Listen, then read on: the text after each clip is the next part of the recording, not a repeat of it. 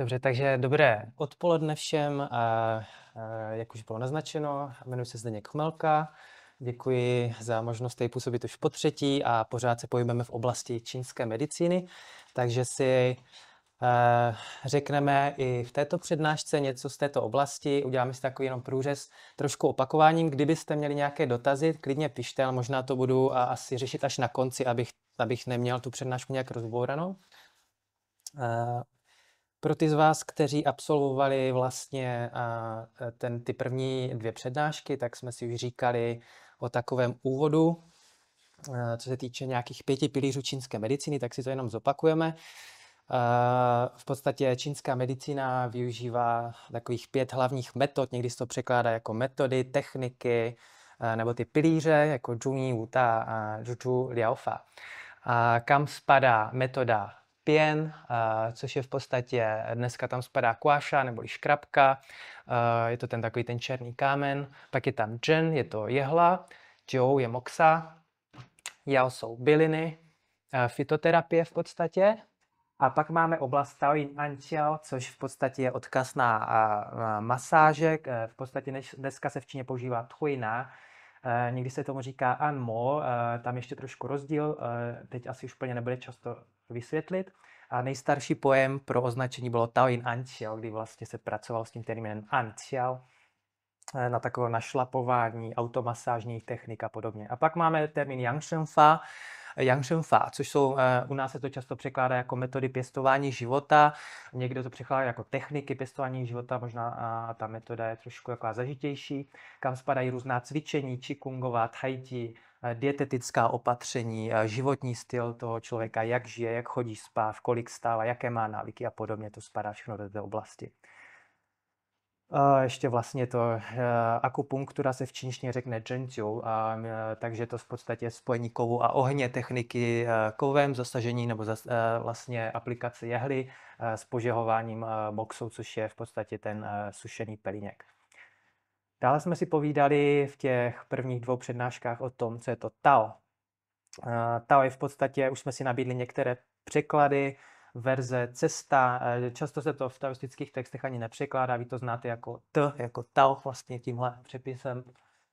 Můžeme to volně vyložit jako matka, zdroj všech jevů věcí, prvopočátek veškerenstva, absolutno vše zahrnující. Když se podíváme na ten znak, tak už jsme si vysvětlovali, že tam je hlava, která je u rozcestí, je tam radikál, je tam vlastně v podstatě chodník, a ta hlava, takže je to hledající nějakou cestu, nějaký směr a zároveň od hlavy až k patě vše zahrnující, komplexní, nic nepostrádající, takže mluvíme o nějakém tau v podstatě v tohle hlediska. Dále jsme narazili na Yin a Yang, což je jedna ze základních teorií Yin Yang Li Lun, takže takhle se to nazývá i v čínské medicíně. Je to klasická, nebo se tomu říká i monáda, je to takzvaný tai chi tu, tai chi, jako by to tai chi, že jo, velký předěl, kdy se začíná wu ti, jako by to velká jednota, dělit na ty 2 hlavní principy, které potom vyjadřují jako Yin a Yang. A Yin, tam spadá spoustu kategorií, ty Číňané prostě nahlíželi tu realitu z těchto přístupů, v podstatě takové něco, jakoby, jak se teďka pracuje v informačních technologiích s jedničkami, nulami, prostě takové drobnější přirovnání tohle Yin a Yang, takže může tam spadat nitro, kontrakce, jemnost, spodní část, chlad, tma, krev, šuje, vlastně se tomu říká v čínské medicíně klid, hmota, prostor, je to ženský princip, nebo země, jinové hutné vibrace, které spadají dolů, Yangové, vlastně Yang, který má tendenci stoupat nahoru, je to spirituálno, povrch, expanze, tvrdost, horní část, světlo, teplo, či, pohyb, duchovno, čas, mužský princip, nebesa. Takže to je taková vlastně základní teorie, která pracuje potom i v té čínské medicíně. Říkali jsme si něco o Qi. Qi, ten název dodělá bojová umění, tak zná z japonských bojových umění jako jako to Ki, Aikido nebo korejské Hapkido a podobně. Je to v podstatě tohle tradiční znak, to už je ten zjednodušený, je to rýže, ze které stoupá pára, když se vaří. Ta rýže mí v podstatě odkazuje na jinovou složku takzvaného postnatálního zdroje energie, protože člověk postnatálně doplňuje energii jídlem a dýcháním. Takže ta rýže je v podstatě doplňuje pomocí jídla a qi znamená také kromě toho i dech, takže pomocí dechu tyhle dvě složky doplňujete zakomponované v tomhle znaku, takže to vyvážený yin-yangově harmonický v podstatě poměr tady v tom znaku, vyjadřuje to v podstatě krásně ten yin a yang, tenhle znak. Tak. Pak máme další důležitou teorii, to je Wuxing Li-Lun. Wuxing Li-Lun, to je teorie 5 hybatelů, vy znáte možná tohle jako 5 prvků, 5 elementů, to se taky často používá. Tam spadá Mu jako dřevo, Huo jako oheň, Tchu jako země, Qin jako kov a Shui jako voda. A také ten princip rození, jak jsme si říkali, že dřevo se zapálí, hoří, vznikne popel, nějaká země, v tom jsou nějaké vlastně minerály, ty když se skapání jsou to jako voda, voda zalívá dřevo a takhle to funguje v podstatě tak jakási manifestace té původní či, která se manifestuje do podoby takových těchto 5, můžeme to nazvat orgánů, se kterými potom ta čínská medicína pracuje jakoby v entitě, kterou nazýváme člověk. Když se podíváme na nějaké nové pojmy slovíčka, tak můžeme mít pojem Qiezhen, což je pulsová diagnostika. Pracujeme stále s těmi 5 hybateli nebo těmi 5 prvky, takže když přijdete k čínskému lékaři, tak vám bude poslouchat, odebírat takzvaně puls, nebo nebavíme se teď o pulzu srdečním nějakém, jako kde bude poslouchat tepovou frekvenci, ale je to o tom, že jak tady vidíte pozice, tak podle těch 5 hybatelů máme takhle na rukou v podstatě možnost číst stav vnitřních orgánů podle těchto pozic. Takže ty zkratky jsou v angličtině. Heart je jako srdce, které se podle i barvy dává vlastně k hybateli ohně. Pak je tam LR jako játrák, což je k hybateli dřeva. Tady je KI jako kidney, ledviny, patří pod hybatel vody. Ty ledviny často bývají ještě černou barvou. Já to tady mám takovou tmavě modrou, která se někdy taky používá. LU jako lungs jsou plíce, které vlastně jsou spojeny s hybatelem kovu. SP spleen je slezina, strávení, takže je to hybatel země.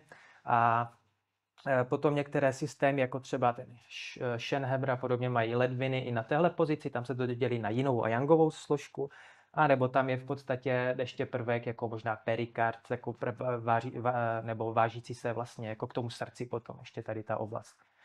Takže Qiezhen, to je v podstatě pulzová diagnostika.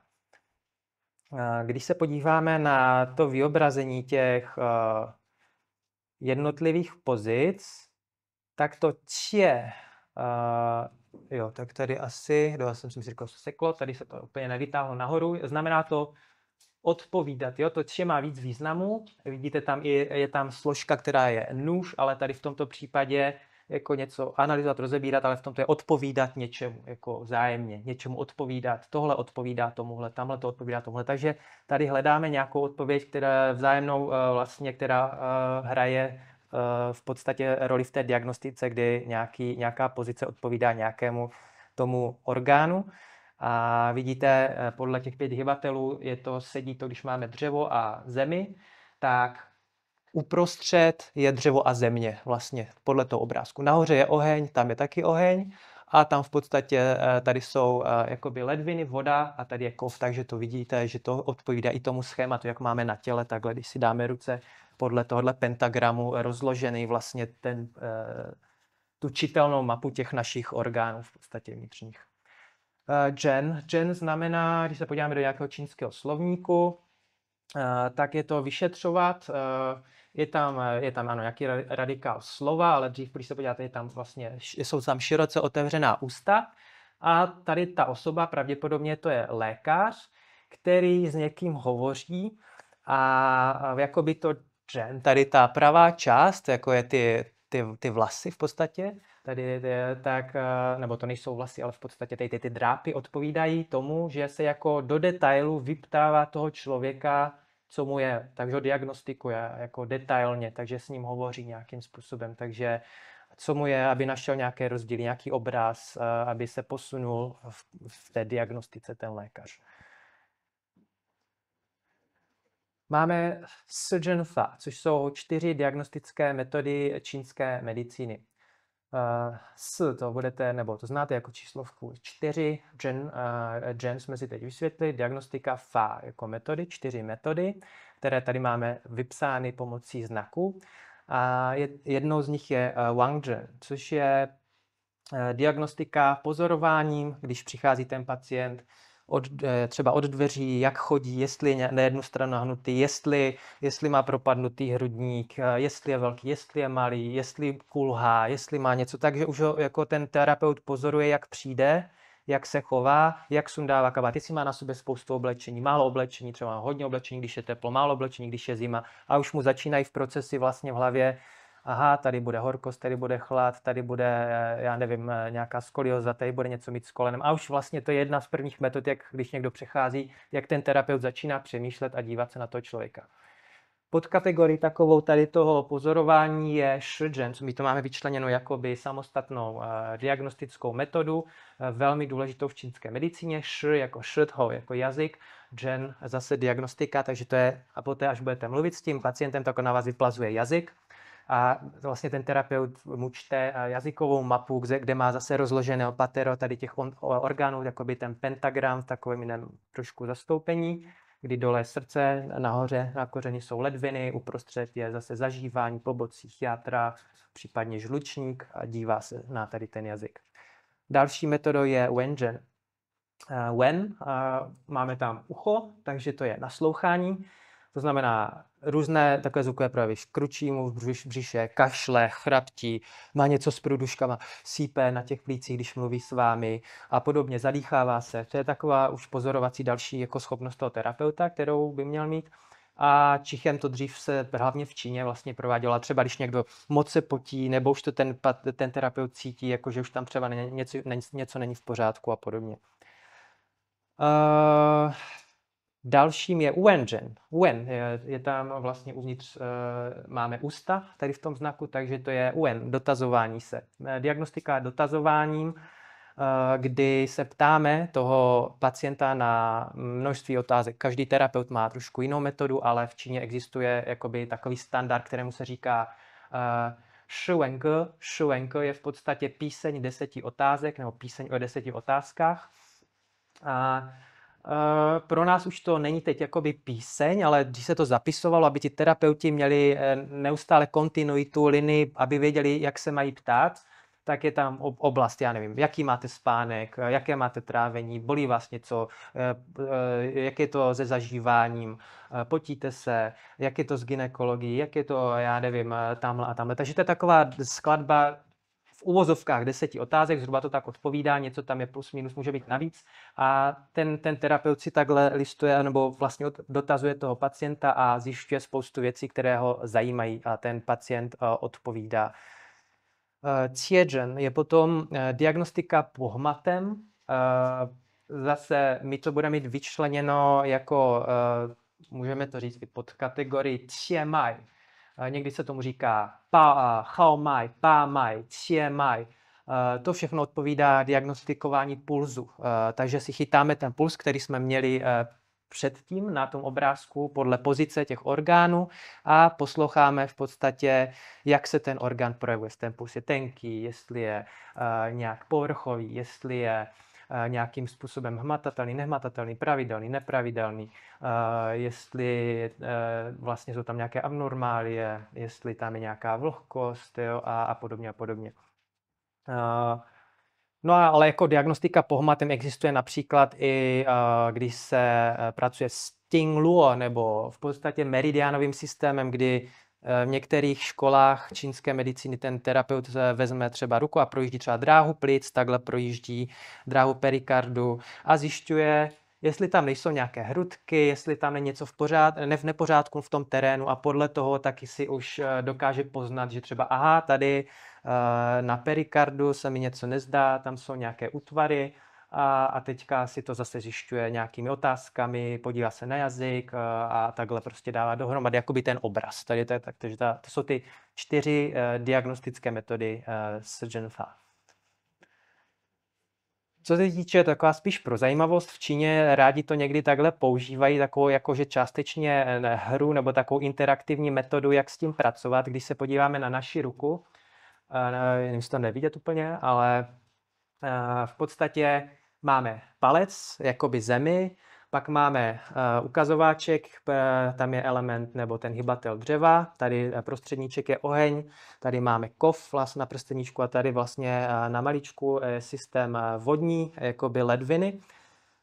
Je to i odvozeno od toho, že ta slezina je svým způsobem specifická. Ona dřív byla řazena ve středu, takže oni to někdy Číňané takhle si s tím hrají, jako že se ta slezina dokáže dostat mezi všechny 4 prsty, že může mít kontakt se všemi 4 hybateli, protože ta slezina bývala spojena na každý další hybatel. A navíc, když je přechodové období, jaro, léto, podzim, zima, máme 4 sezóny, jaro je vlastně jsou játra, pak léto jakože nejdelší, proto je to nejdelší prostředníček, nebo je to yangový oheň, takže stoupá nahoru.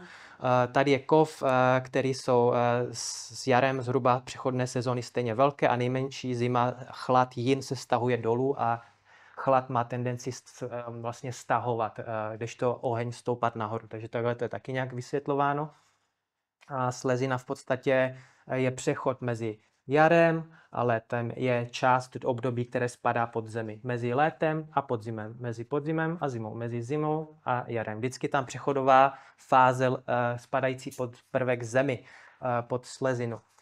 Taky se někdy ukazuje, že máme 3 měsíce, jako když si to spočítáme, jo, máme 3, 6, 9, 12 měsíců tady a tady máme půl a půl roku, takže máme zobrazení jakoby roku a měsíců na této ruce.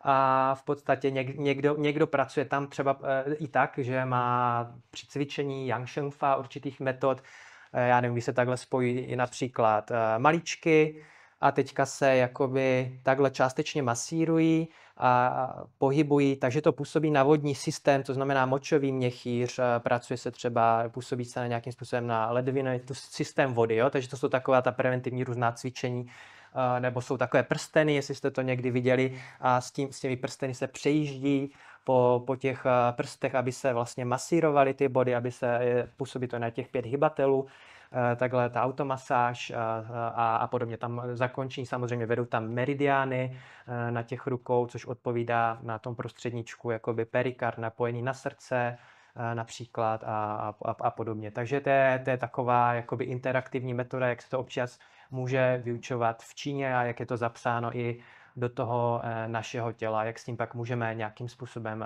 pracovat dál. Takže 4x3 měsíce a 1x6 měsíců po pololetí. My jsme si říkali o minulou přednášku o Qingluo, jaký je rozdíl Qingluo, Qingmai, jsou to ty dráhy, meridiány. Vyobrazovali jsme si, jak je to takhle znázorněno na tom lidském těle, že to je zrcadlově, bilaterálně na obou dvou stranách. A teď už do toho zabíhat nebudu, jaký je mezi tím rozdíl, to je když tak se to dá vidět v té druhé přednášce. A takhle nějak barevně tady je odlišeno, jak probíhají ty meridiány naším organismem. Vlastně z nějakého hlediska fyzického už je těžké mluvit o těch meridiánech, tam jsme to právě zobrazovali na takzvaném fasciálním systému, v systému těch fascí, jestli si to pamatujete, jakoby mezi tím masem vlastně, jak probíhají ty linie a jak jsou vůbec jak jsou spojeny těmi fasciami, s tím systémem fascí. Z toho pak vyplývá tahle teorie o těch orgánech. Zároveň dřevo a oheň jsou spíš jakoby yangové části tady těch hybatelů, patří do kategorie yang, kdežto plíce nebo vlastně kov a voda jakoby yin, což je odpovídá podzim, zima, a yang, jaro, léto, takže yang. A taková ta harmonická je ta země slezina, která je vždycky uprostřed, nebo je to i babí léto z pohledu nějakých našich sezon. Takže to je o harmonii a proto i slezina střed jako yin yang je uprostřed našeho těla, protože je to prostě harmonický yin a yang, a proto když jsou spousta různých cvičení, tak oblast břicha je ve spoustě východních nebo východní Asii kultur velmi důležitá, protože se tam pracuje s různými cvičeními, které se koncentrují právě na náš střed, jakoby, protože tam se harmonizuje yin a yang v podstatě, takže zase z pohledu toho cvičení takhle. Máme 7 emocí, což se zabíháme do nějaké psychosomatiky, kterou ta medicína taky řeší, takže to je Qi Qing.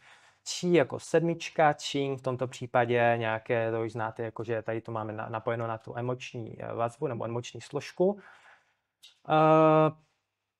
Spadá tam hněv jako nu, dále tam máme xí.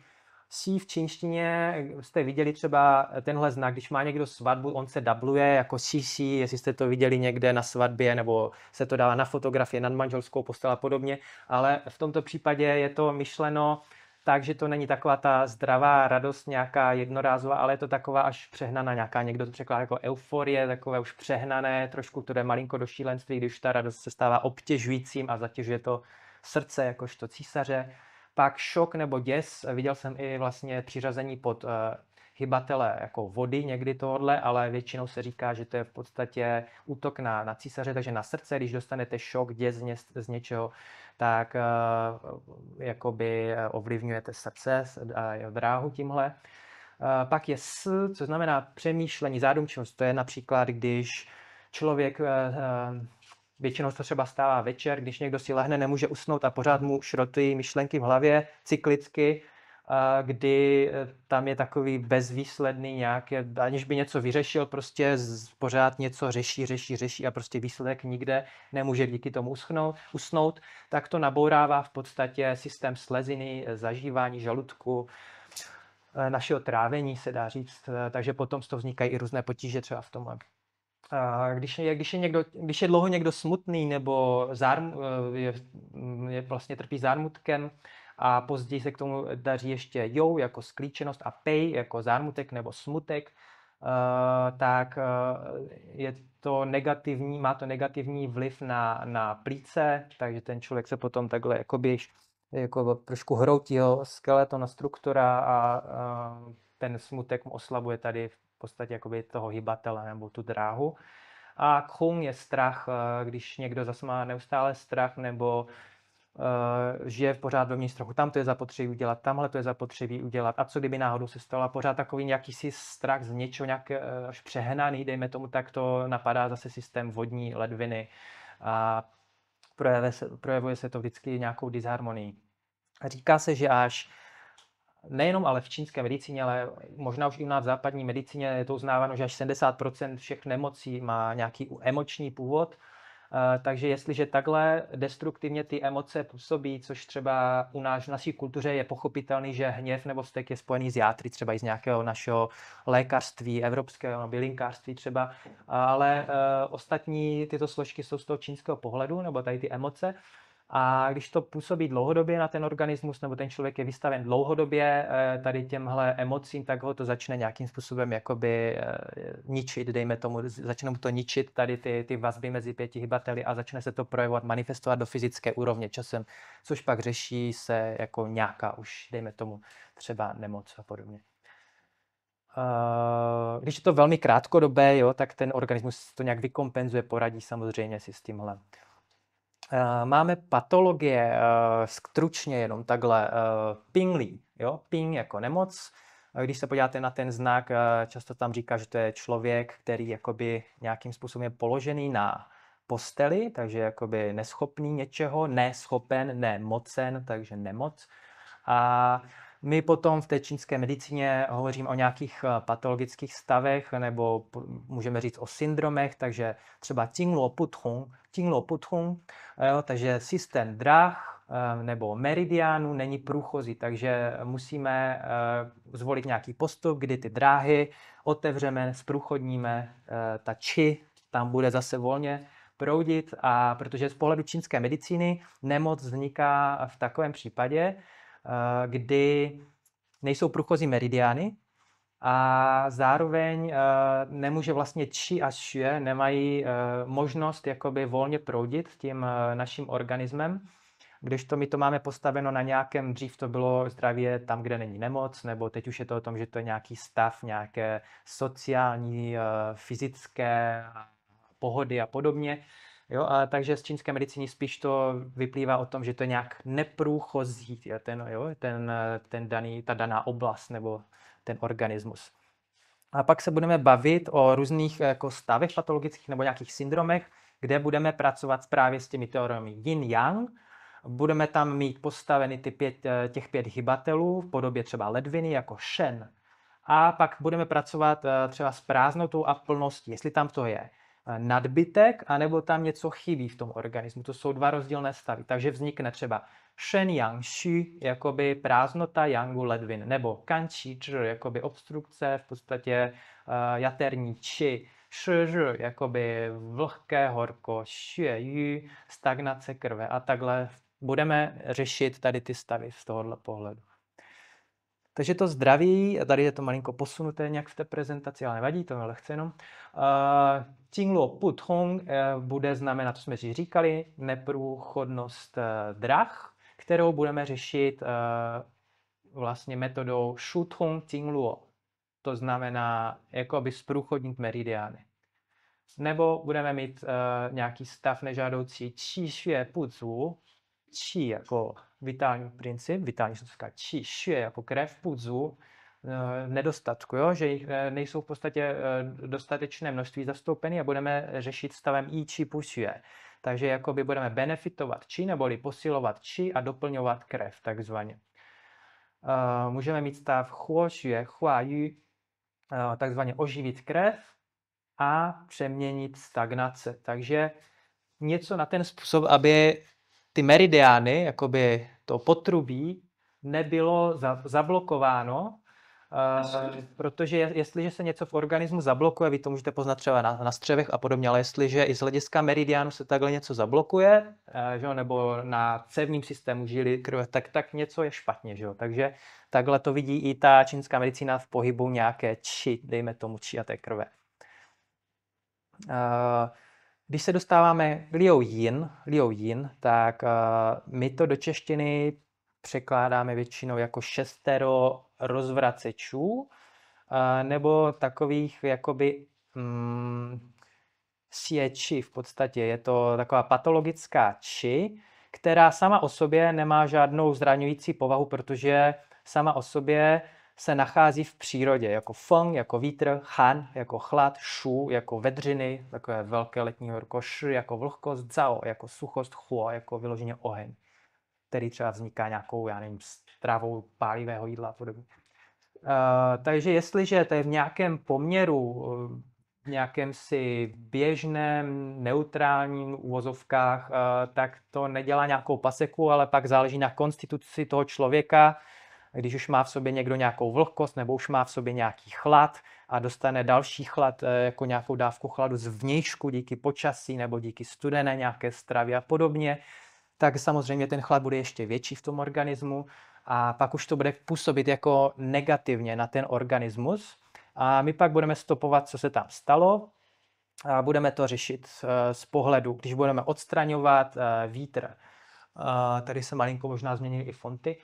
Qifeng, takže budeme jakoby odstraňovat vítr, třeba když je někde větrnostní podmínky, nebo když je to nějaký vlastně játra jsou třeba spojeny s větrem, jo, tak můžeme pracovat s touhle kategorií. Qi-han zase bude znamenat odstranit, odvést někam chlad. Jo? I když tam je podobná výslovnost nebo stejná výslovnost, tak většinou se volí trošku jiné znaky, které jsou velmi podobně, jsou to takové jakoby synonyma, odvést, odstranit, zbavit se něčeho tady v tomhle. U vedřin, u horka, čiešu, budeme jakoby uvolňovat to horko. Čiš bude zase odstraňovat vlhkost. Runzao bude zvlhčovat sucho, protože to sucho nějakým způsobem nemůžeme jakoby úplně odstranit, ale jedinou metodou, jak se zbavit sucha, je zvlhčit tu podmínku, ten terén, aby se to sucho zmizelo. A čihuo bude odstranit oheň. Takže když má někdo příliš třeba vlhkou stravu nebo potraviny, které způsobují vlhkost, zahlenění a podobně a sám ten člověk je třeba konstituce nějaké vlhké, pevnější, obeznější, tak nějakým způsobem ta vlhkost bude mít tendenci se tam hromadit, bude obtěžovat třeba slezinu nějakým způsobem, protože ta vlhkost třeba hlavně obtěžuje náš střed zažívání a budeme s tím třeba pracovat tímhle způsobem. A potom můžeme mít kategorie pojmů jako qi han, qi shi, Takže to bude znamenat co? Tady tahle kategorie. Bude to odstranění chladu a vlhkosti, jo? Číchan číši, zín run zao. Co by bylo? Zín run zao.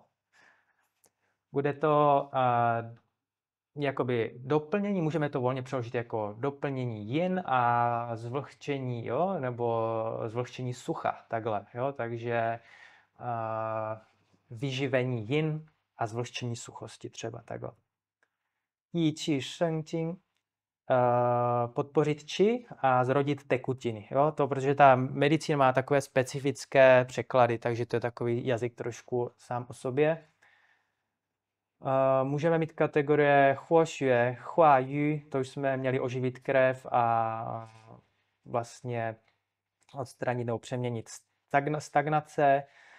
Tiang fuzheng, podpořit yang, jako ti doslova, že jo, nějak vyzdvihnout.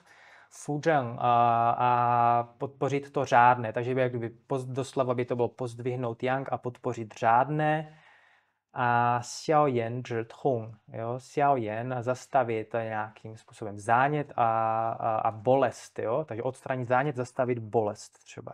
Že to by byly pojmy, jedny z mnoha pojmů, které se používají v té čínské medicíně a my jsme si dřív říkali, že když máme yin yang, tak máme qi spadající do kategorie yang, yangových, nebo toho yangu a xue jako krev je spíš jinová záležitost. Ta qi je většinou, že ono má tendenci jít k povrchu, to, co je víc u povrchu, je yangové, krev je zanořená, vyživuje vnitřní orgány, víc, co je vnitru, je yin a je taková vlastně vlhká, hutná, desto qi je taková neviditelná, v uvozovkách až spirituální záležitost, takže proto patří do té kategorie toho yangu. Někdy se uvádí v některých zdrojích, nemusí to být ve všech nějakých zdrojích jako té tradiční medicíny, zhengque, to yang sheng shun xu, což je správné pořadí péče o zdraví. Takže můžeme mít hongfa, paifa, tiaofa, pufa.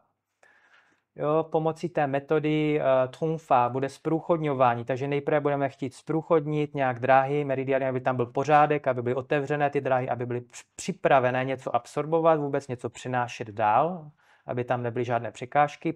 Pchajčku tusu, případně se někdy, to už je možná už pojem i v té modernější verzi tradiční čínské medicíny, kde se jako odstraňují určité toxiny, které tam nemají co dělat, aby nepřekážely tomu směru a pohybu. Pak je Tiaoli Zangfu, což je v podstatě jakoby harmonizace vnitřních orgánů. Jsme se bavili, že jo, játra, srdce, slezina, plíce, ledviny, že jo. A pufa bude pučchung yin yang, bude to doplňování. Jo? Takže potom, až to se zprůchodní, otevře, vyčistí, harmonizuje, tak pak má smysl potom jakoby něco doplňovat. Ale takový jenom základní nějaký postup, který vždycky ten terapeut samozřejmě volí individuálně a podle svých zkušeností a podle stavu toho pacienta potom. Můžeme si něco říct ještě k té diferenciální diagnostice, což je jednou z verzí, jak se pracuje takzvaná osmerá osnova Pakang Pianzheng.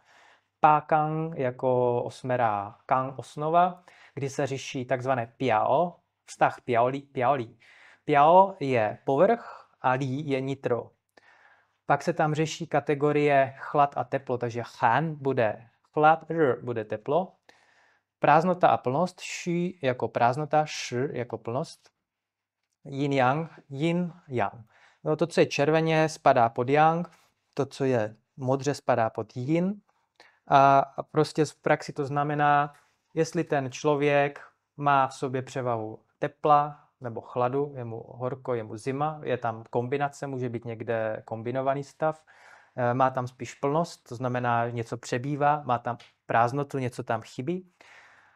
Odehrává se ten děj na povrchu, při nějakém napadení větrem, chladem, já nevím, podobně, nebo je to vevnitř ten problém, že už to proniklo dovnitř, nebo se to odehrává vevnitř a vlastně v toho kategoricky je to yin, záležitost spíš yin nebo yang, to se pak vlastně přiřazuje v té syndromologii, kde si to ukážeme za chviličku. A pak existuje Zangfu Pianzheng, diagnostika dle orgánů. Tady jsme si vyjmenovali, že máme nějakých 5 hybatelů, máme nějakých 5 orgánů a diagnostikujeme kan, játra, tán, žlučník párově, vždycky yin-yangový poměr. Yin jsou ty orgány, které jsou zmíněny jako první, které jsou vlastně jakoby, když to řekneme takzvaně jako plné v úvozovkách, a ty yangové mají tendenci se zaplnit a vyprázdnit. Takže kantan. A pak máme xin, xiaochang, to je další pár, vlastně srdce, tenké střevo. Pi wei bude slezina a žaludek.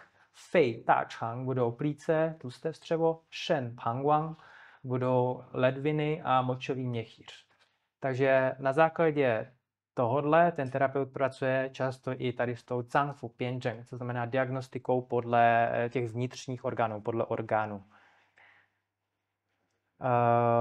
Když si to nějak zhrneme, máme diagnostiku dle orgánů Zangfu Pianzheng, která se často kombinuje vlastně s tou teorií yin a yang o krvi, qi a xue, krvi a qi, teorie yin a yang, yin-yang Li Lun. A pak máme Pakang Pianzheng, 8. osnovu. A tam řešíme právě teplo, chlad, povrch, nitro, plnost, prázdnota hlavně, jo, takhle to máme nějak nastavit. Jakmile tohle projde nějak tou diagnostikou, tak se dostáváme k nějaké syndromologii a máme třeba příklad syndrom prázdnoty krve jater. Tak máme kan, xue, xu, zheng. Jo, kan, játra, xue, krev, xu, prázdnota, zheng, syndrom. Takže syndrom prázdnoty krve jater. Takže budeme v takovém případě velmi pravděpodobně doplňovat krev jater, že? Nebo budeme to řešit tímhle způsobem. Nebo syndrom zneklidňování hleny ze stísněnosti žlučníku. Tan yu tan rao zheng. Tan yu, jo, tan jako žlučník. Tady bude tan, to bude hlen. Tady bude další pojem vlastně rao, jakoby obtěžování, a zheng, jakoby syndrom. Jo, takže zneklidnění hleny ze stísněnosti. A stísněnost je yu, jo, to stísněnost toho žlučníku. Syndrom nárůstu ohně srdce. Xinhuo kansheng zheng. Takže zase máme tam orgán, máme to teďka i barevně rozlišeno. Zelená spadá pod hybatele dřevo, takže tam jsou játra, je tam žlučník. Teďka tam máme hybatele ohně jako srdce. Máme xiaochang, tenké střevo. Syndrom prázdného chladu v tenkém střevě. Xiaochang xu han zheng. Jo, máme tam tenké střevo, takže to spadá pod hybatel ohně, podle té diagnostiky orgánové tenké střevo.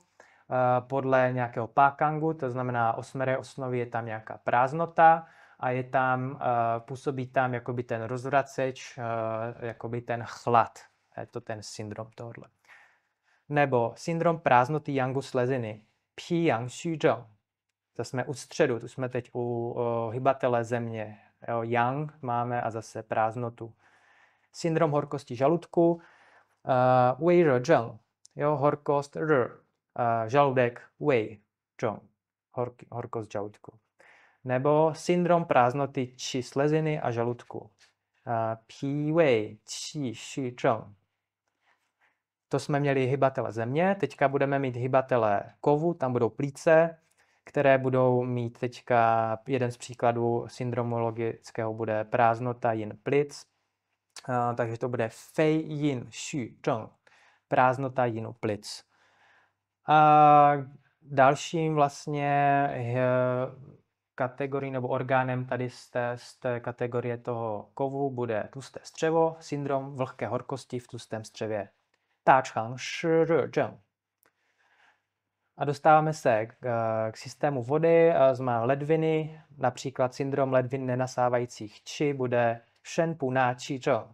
Jo, ledviny pu na qi zheng, no, nenasávají či. A můžeme tam mít syndrom prázdného chladu v močovém měchýři, pangguan xu han zheng.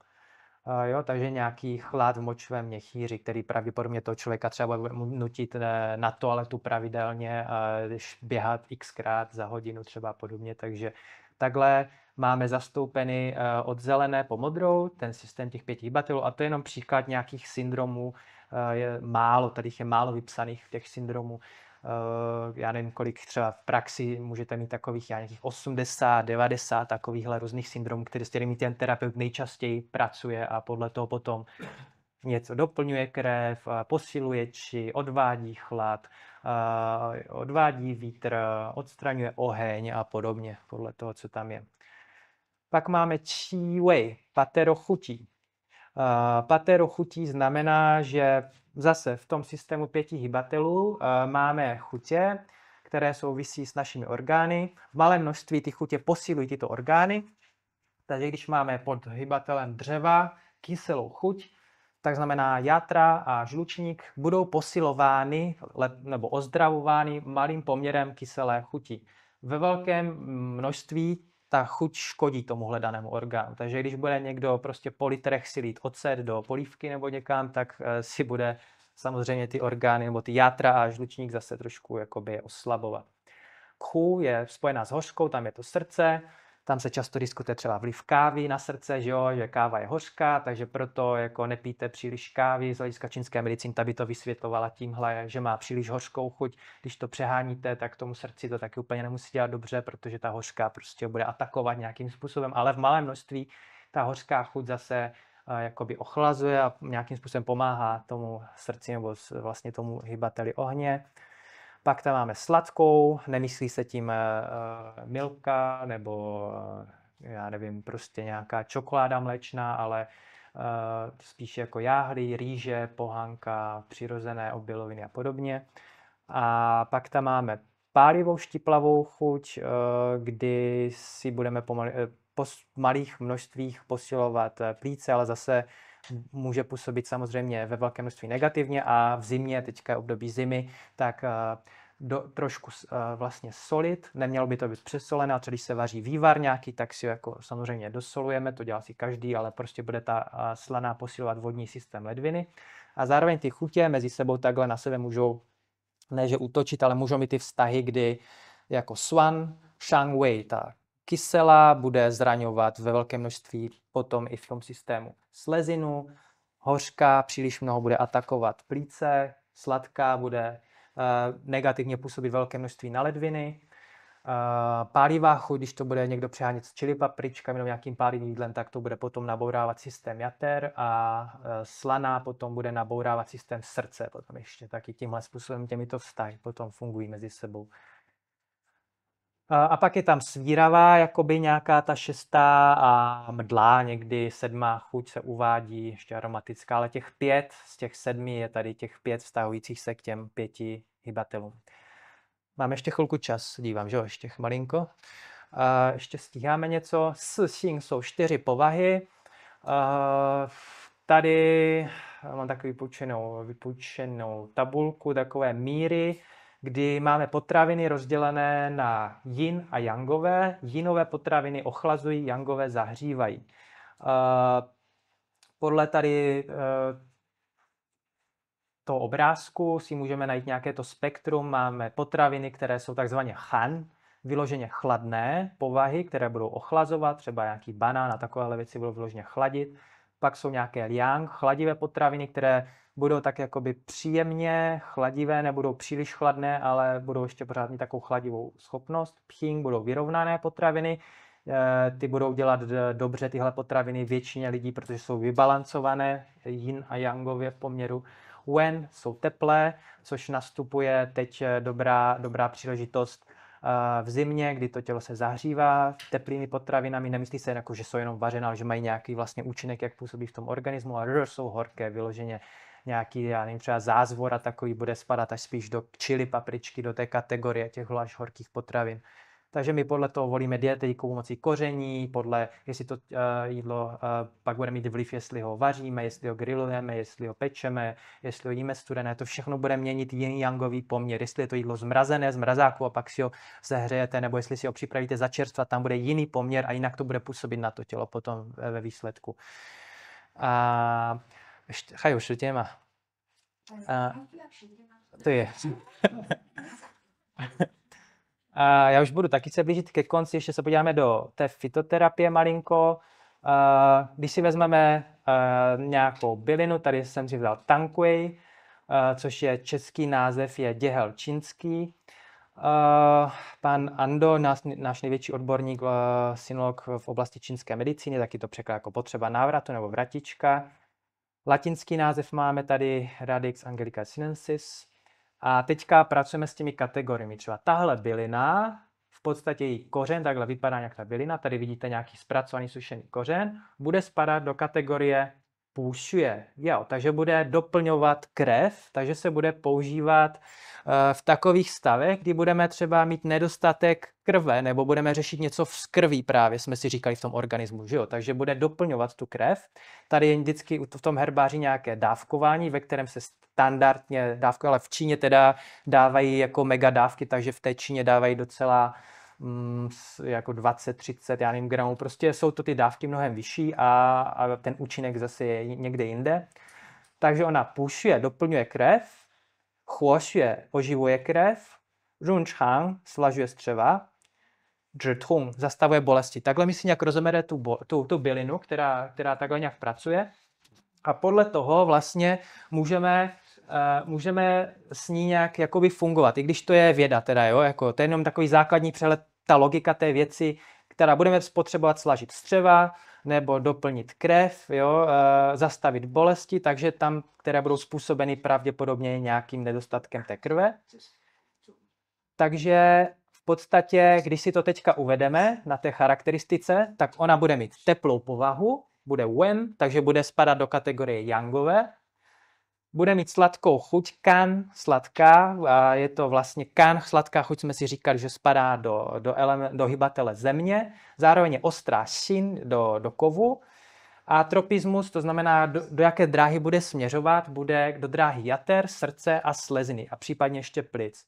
Takže takhle ona bude mít tyhle účinky, no a ten člověk, ten terapeut, který s tou bylinou pracuje, tak tohle by měl nějak vědět, znát a na základě toho ji vlastně přiřadí na tady tyhle syndromy. Takže bude doplňovat krev, třeba tam, kde budeme mít prázdnotu krve, chladné končetiny, suchá kůže, menstruační potíže, padání vlasů, důraz se klade na pohyb krve, která doplňuje či a krev, je tam prázdnota krve, srdce, jater, sleziny, příznaky nějakého horka, brnění ve spalech, spazmy, zánět trojklaného nervu a podobně. Takže takhle se bude dát využít v té vlastně aplikaci, třeba tady ta bylina nějakým způsobem.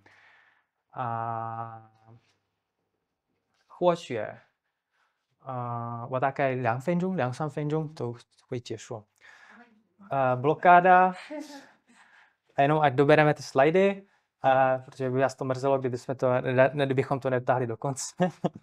Chłošuje, oživuje krev, zase bude mít využití z nějaké blokáda krve z chladu, stagnace nebo nedostatečnosti, či že ženská onemocnění, bolesti při menstruaci, neplodnost, poporodní komplikace, krvácení, takzvaný píženg, což jsou bolestivá zahrazení na způsob revmatologických různých onemocnění, poranění, pásový opár, vysychání, svědění, praskání kůže, padání vlasů a podobně. Takže takhle bude pracovat s tou kategorií chłošuje, oživovat krev. Máme tam ještě 2 kategorie. Runchang bude slažovat střeva, takže bude působit na zácpu z nedostatečnosti krve nebo z hlediska suchosti ve střevech. A zhitung, zastavovat bolesti ze stagnace nebo nedostatečné výživy. Jo? Takže bolesti na srdci, angina pectoris, žaludeční vředy, bolesti břicha, bolest hlavy všech typů, bolest beder ze stáze nebo z příčin chladu, bolesti kloubů, svalů a u kostních výrůstků bolest třeba. Takže to jsou ty kategorie, které charakterizují tu bylinu danou. A samozřejmě to nejde použít paušálně, že najednou, já nevím, mě bolí břicho, tak proto teďka sáhnu po tady Tangquay, jo, protože, ale tam se musí vědět, v jaké situaci to stalo, co se odehrálo, co je na pozadí, jo, nedá se to takhle jakoby shrnout jednoduše, proto to je docela komplikovaná záležitost. Měl jsem ještě jedno Gojize, kustovnici, ale už asi chcete projet ještě tu kustovnici, nebo končíme? Fructus liči a to má velmi krátce, to znáte totiž z obchodu, to si můžete koupit v obchodě tady u nás tu kustovnici, že jo, většinou je taková kvalitní z provincie Ningxia třeba, doplňuje yin a ta doplňuje vlastně půkan, a doplňuje yin jater a ledvin a projasňuje zrak. Jo? Takže v Číně se to hodně používá s chryzantémou, že se to zalije horkou vodou, používá se to na zrak, hodně na oči, nebo právě doplňuje ledviny, játra, takže to právě popíjejí třeba v šálku hodně, že jo, tady určitě to znáte taky. Takže je to z tohohle důvodu třeba, že ta kustovnice. Nedělají to tak, že jak to máme ve zvyku, že si vezmou kustovnici a nasypou to do jogurtu nějakého, protože ta kustovnice je vždycky trošku minimálně tepelně zpracovaná, že to je buď v nějaké kaši, jako džou vyloženě, že to dávají do nějaké kaše, nebo to zalijou horkou vodou a popí vlastně jakoby ten v úvozovkách ten čaj z toho vzniklý. A na suchu neviděl jsem moc jako Číňanů, kteří by to zasírovali, protože čínská kuchyně většinou pracuje s ohněm a pracuje s tepelným zpracováním té stravy, takže nemají většinou rád nějaké studené jogurty, zahleňující, jo, v té podobě je to zahleňující nějaký něco, jo, takhle. Takže to většinou dávají do toho systému, do těch kaší nebo do nějakých polévek, do vývaru se to dá podobně, jo. Takže ta kustovnice goučí, zase tomu říká čínsky, je neutrální, proto je i vhodná pro spoustu lidí, je sladká, vztahuje se k játrům a ledvinám, ale zase se to s ní nemůže úplně jako přehánět jako se vším a jíst to nějak po kilech. Doplňuje yin jater a ledvin, závratě, šumění v uších, na zhoršenou paměť, na únavu, pobolívání v bedrech a kolenou nebo na noční pocení se dokonce používá.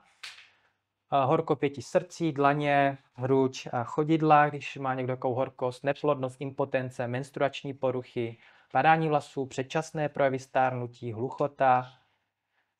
A co se týče posilování zraku, tak je to na unavený zrak, pobolívání očí, šeroslepost, rozmazané vidění, snížená zraková ostrost, nebo takové ty skvrny, takové, jak vám běží někomu třeba před očima, to je nějaká už něco vlastně napovídá nám, že se tam jedná něco s prázdnotou krve jater a podobně. Takže to by bylo ještě ode mě všechno a máte jenom takové na závěr, protože je zima, doporučení, co se říká často v Číně, měli byste pít správně vodu, ta by měla být 40-50 stupňů, možná 30 popíjet ji vlastně pravidelně takhle, nejenom v zimě, po malých doušcích, ta čistí tělo, odstraňuje toxiny, bylo dokázané, že zahřátá voda voda, která prošla varem na 100 stupňů a pak se schladí, tak se mnohem rychleji vsakuje do tkání a mnohem líp vyživuje orgány, vlastně dostává se do těla. Vyhýbejte se studeným jídlům a nápojům. Více se cvičte, protože to dodává teplo, pozbuzuje to či a šuje, vlastně už se urychluje pohyb krve. A můžete si nahřívat nohy v teplé vodě v lavoru, kde se dá zázvor nebo nějaká bylinná směs, nebo někdo tam dává sůl. Do teplé vody třeba 2x, 3x týdně 20 minut před spaním nebo k televizi si namočit do vajdlínu s teplou vodou. Potom tam máme doma si vařit zázvor. Je dobré si dávat zázvor bez citronu a medu, protože citron z hlediska čínské medicíny jsme si říkali, že on má tendenci, je to svíravá chuť, takže ona zatahuje dovnitř a když se někdo léčí z nachlazení a chce to dostat prostě z těla ven, tak si to zanese ještě víc dovnitř tady tím, že ta kyselá chuť, co se stane, když sníte kyselo, tak se zašklebíte, že jo, takhle. Tak ona to zatahuje ty věci dovnitř vlastně. Takže my to nepotřebujeme, my to chceme dostat co nejrychleji ven a ten zázvor naopak otvírá povrch, dostává to ven z těla. Jo, takže si trošku jako nebo děláte takový kontraefekt mezi tím, když tam doplníte ten citron. Pak tam máme, dopřejte si pravidelné snídaně, kdy mezi 7 až 9 ve formě kaší nebo vývaru je hodina sleziny, nebo vlastně žaludek slezina, žaludek a pak je slezina. A více použijte skořici na imunostimulační účinky, jo? Skořicovník, skořice do kaší, pohánková, jáhlová, ovesná, co napadne, já nevím, rýžová, kaštanová, prostě x různých variant, jo, takže třeba ta skořice, zázvor si dávat na posílení organismu. S mírou uvíživejte ovoce, protože to je studené, chladivé povahy a v zimě to ovoce my potřebujeme zahřát ten organismus, takže není dobré to přehánět s nějakým syrovým ovocem. Když už chce si dát někdo ovoce, tak se to vaří na hřebíčku, ze skořicí, třeba jablka a podobně. Neměli bychom se ve vyšší míře potit, tam je otázka, sauna může být pro někoho kontraproduktivní hlediska konstituce, pro někoho můžeme zase prospět. pozor na velký nadměrný sport, ale zase, když už dojde k pocení, tak byste to neměli potlačovat a nechat to tělo se detoxikovat přirozeně, pokud k tomu už dojde. Chráníme si povrch těla, abychom vlastně nenachladli zbytečně, protože i tím oblečením si vytváříme jakýsi štít pro naši imunitu. A protože zima je yin a yin je voda, voda jsou ledviny a močový měchýř a je to obecně yin, tak máme chodit dřív spávat, protože noc z hlediska yin a yangu je yinová fáze. Yin odpočinek, relaxace, yang je aktivita den, takže doplňujeme, posilujeme yin, to znamená i tu krev, v podstatě, protože krev spadá do kategorie yin, tím, že budeme spát delší dobu, chodit dřív spát a později stávat. Naopak tomu bude v létě, třeba tam bude zase práce s či. Takže víc spát, než jste zvyklí, třeba kolem 9. už se doporučuje v Číně, jo? 9., 10. hodit. Takže tady nevím, jestli je čas na dotazy, nevím, jestli nějaký čas máme. Děkuju za pozornost a kdybyste někdo se chtěli zabývat tady terminologii, tak doporučuji nejvyššího odborníka na tuto terminologii u nás v čínské medicíně, pan Vladimír Ando. Zajímavé učebnice základy teorie čínské medicíny nebo klasická čínská medicína. Děkuji za pozornost. A nějaké přednášky mám na YouTube, kdyby vás to někoho zajímalo, a tady mám seznam zdrojů. Takže to by bylo ode mě pro tuto chvíli všechno. 有没有什么问题我问一下？